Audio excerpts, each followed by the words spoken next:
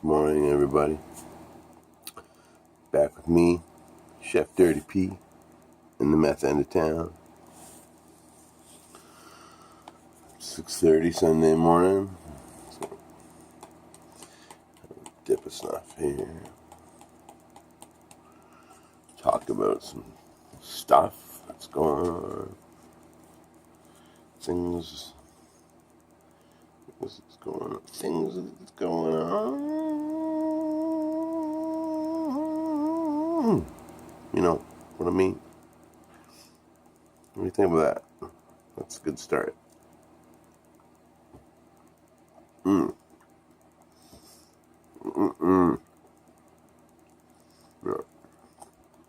we need to try. Okay. No. No more. Same, at least the same size. Pack them.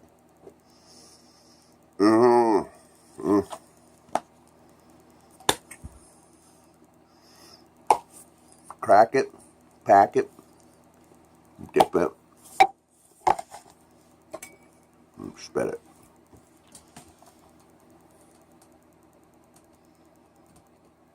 it. The snuffer's code. So yeah, Sunday morning. And I took a day off the band stories yesterday for certain reasons. It's all good.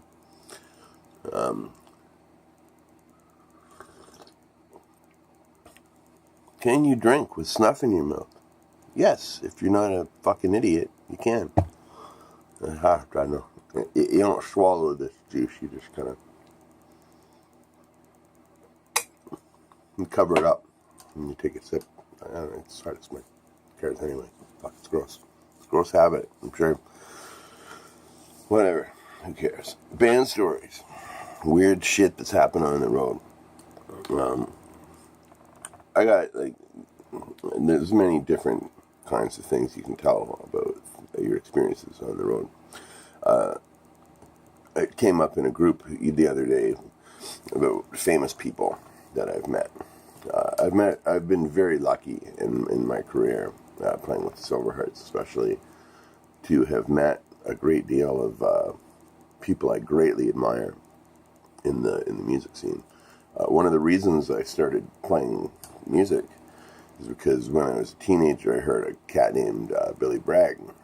He's like kind of, if you're familiar with the Clash, he's like a one man. The Clash. He's like a kind of cross between Joe Strummer and Woody Guthrie, and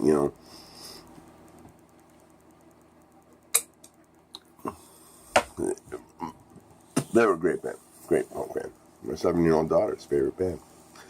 Makes me very proud. Billy Bragg. I don't really like his music. I haven't liked his music since probably 1989 or 1990. I just kind of, I don't know. I like his first few records a lot. They're very much the reason I play music now, or start writing songs. I thought, fuck you, man, this guy can do that. I could probably do that too. Excuse me for burping. It's rude. It's early in the morning.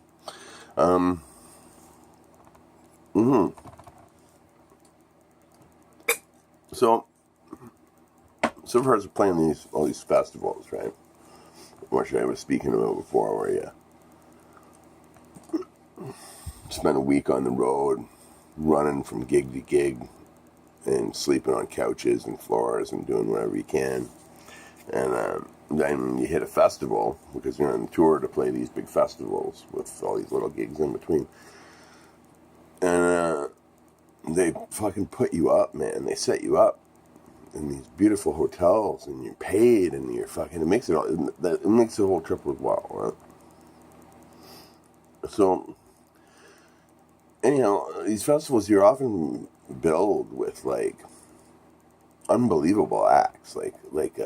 I've been an Elvis Costello fan my entire life.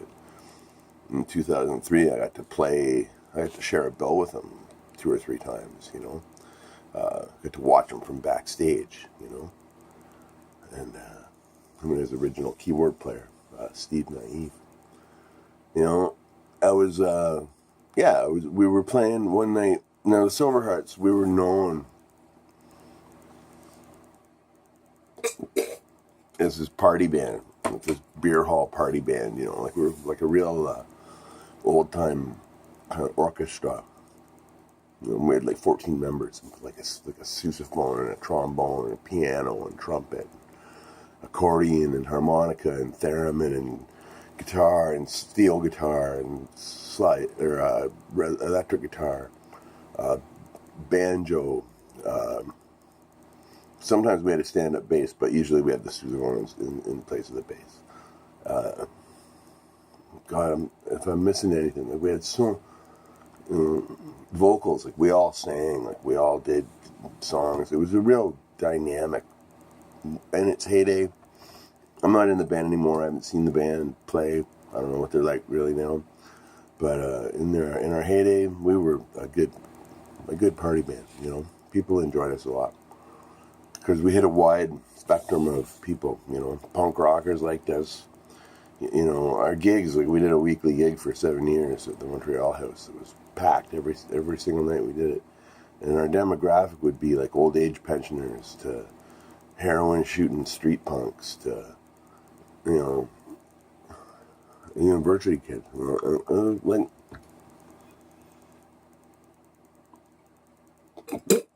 we'd play old time dances in the Carnarvon bowling alley.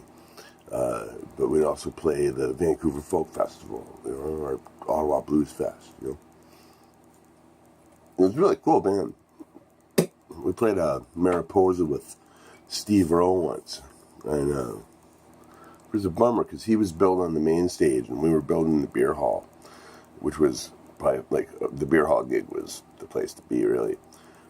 But we played at the same time, and I really wanted to see him, and but we outdrew him like 3 or 4 to 1, I think. Like, it was crazy, you know. Like, it was a fun band. Like, no disrespect to Steve Earle by saying that at all. Yeah, Billy Bragg. Like, fuck, I loved Billy Bragg, and so the Silverhearts. We're playing the Marriott Hotel, I think, out in Winnipeg. Maybe, I can't remember. It was one of the big folk festivals. We were, you know, these hotels kind of, during these festivals, it seems that they rent out, aside from your accommodation, they rent out the top floor of the hotel so the musicians can jam all night, because that's what musicians do, and everyone else trying to sleep in the hotel. So they just rent out the top floor. People can party up there all night. It's great. It's like an all-night party every night. It was great fun. So, you know, being the band that we were, you know, we were kind of, that was kind of our niche in these festivals a lot of time. Like, alongside of our daytime performances at the festival, we play these after-party shows, you know. And so we're playing one in Winnipeg. And for all the volunteers of the party, it was like in this big ballroom in the hotel. It was a spectacular fucking gig. One of the gigs I'll never forget with this band, you know. And yeah, it was the tour. It was a cross country tour, and so we're stopped. And our drummer Jay Peters comes up to me. He's like, "Hey, Dirty, you gotta come with me. Get a cup of tea and come sit down at the table." Well, we had a table at the party, so all right. So I go get a cup of tea, and I sit down, and who's sitting at the table but fucking Billy Bragg. And I couldn't believe it. And I had a cup of tea with Billy Bragg and his sound man, and talked about music, and through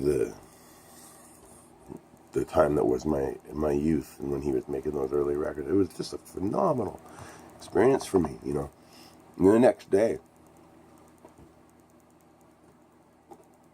it's funny, because I was at the Chapters bookstore with my daughter the other day, and we were playing with one of these things. But the next day, I'm down at the hospitality area, because they feed you 3 times a day too. I'm down getting lunch, and I'm in the lineup for lunch, and Billy Bragg comes up to me. He's like, "Hey, Pat, how's it going, man?" And I'm like, "Hey, man, how's it going?" And I was like, "Wow." He's like, because we'd given him a CD, and he's like, and he'd listened to it, and he liked it. And I was like, "Holy fuck, Billy Bragg!" Like, Billy Bragg not only came and saw my band before I saw his band, but he also listened to my record. I was like, "Fucking right on." So he's like, so he like, I was kind of at the end of the line, so he stood in line with me for lunch, and he's like, "Yeah, fuck, my buddy Utah's coming down here, and we're gonna have lunch together. You wanna have lunch?" And I was like, "Fuck, holy shit!" So Utah Phillips, I don't know if you guys know Utah Phillips at all, but he's kind of like the American. He carries on that tradition of the American working class storyteller, folky kind of guy, right? Very IWW, very, just phenomenal. If you ever look him up, Utah Phillips, he's just amazing. If you have that political mindset, you know. So I'm like, what the fuck can I say to impress Billy Bragg and Utah Phillips? I'm just.